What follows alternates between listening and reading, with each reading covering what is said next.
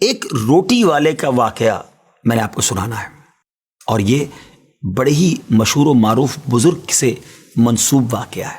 حضرت ابو بردہ رضی اللہ تعالیٰ عنہ راوی ہیں کہ حضرت ابو موسیٰ اشعری رضی اللہ تعالیٰ عنہ کی جب وفات کا وقت قریب آیا تو انہوں نے اپنے بیٹوں سے کہا کہ اے بیٹو، روٹی والے کو یاد رکھنا۔ پھر یہ واقعہ خود ہی بیان کیا کہ وہ روٹی والا کون تھا۔ آپ نے کہا کہ ایک شخص تھا جس نے 70 سال اللہ کی عبادت کی، بڑی عبادت کی، مگر 70 سال بعد جب وہ باہر آیا تو شیطان نے اس کو بہکایا اور وہ ایک عورت کے فتنے میں مبتلا ہو گیا۔ 7 دن اور 7 راتیں وہ اس عورت کے ساتھ رہا، غلط کام ہو گئے۔ اب اس کو پھر شرمندگی ہوئی کہ یہ میں نے کیا کیا، 70 سال عبادت کی اور یہ 7 دن اور 7 راتیں میں نے گناہ میں گزار دی۔ بڑا شرمندہ، بڑا نادم، قدم قدم پر سجدے کرتا جاتا، توبہ کرتا جاتا۔ اب چلتے چلتے چلتے ایک مسافر خانے میں پہنچا تو وہاں 12 مسکین لوگ پڑے ہوئے تھے، لیٹے ہوئے تھے۔ اس نے بھی جگہ بنائی اور ان کے درمیان جا کر خود بھی گر کر سو گئے۔ اب رات میں ایک شخص آیا جو ان کو کھانا دیا کرتا تھا، روٹی دیا کرتا تھا۔ ایک ایک کر کے 12 روٹیاں لے کر آیا تھا، اس کو پتا تھا یہاں 12 مسکین رہتے ہیں۔ ایک ایک کر کے سب کو روٹی دینے لگا۔ وہ شخص جو یہاں آ کر اچانک بیچ میں آ کر لیٹا تھا، اس کو بھی وہ مسکین سمجھا اور اس کو بھی روٹی دے دی۔ لیکن ظاہر ہے کہ اگر ترتیب سے روٹی دیتے دیتے آگے آئے تو آخری نمبر والے کو روٹی نہ ملی، کیونکہ یہ تو 13 ہو چکے تھے۔ تو بانٹنے والے سے اس مسکین نے کہا کہ تم نے آج مجھے روٹی کیوں نہیں دی؟ اس نے کہا میں نے تو سب کو ایک ایک روٹی دی، کسی کو 2 نہیں دی۔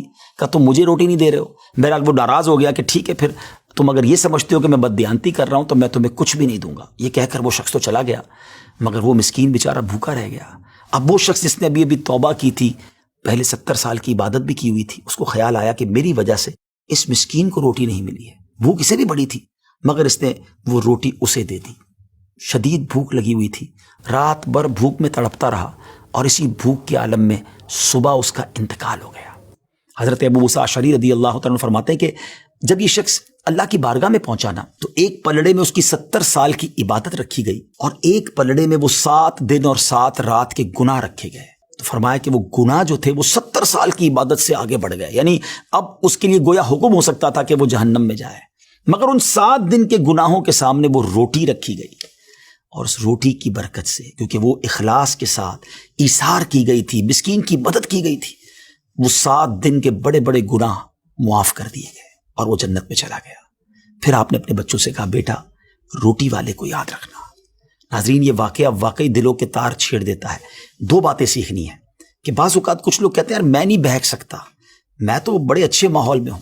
نہیں جناب، شیطان نے بڑوں بڑوں کو بہکا دیا ہے۔ ہمیں اپنی صحبتیں اچھی کرنی ہوں گی، اللہ کریم سے شیطان کے مقابلے میں پناہ مانگنی ہوگی، اور اپنے آپ سے ڈرتے رہنا ہوگا کہ نہیں میں بھی گناہوں میں مبتلا ہو سکتا ہوں، مجھ سے بھی کوئی بڑا گناہ کہیں نہ ہو جائے۔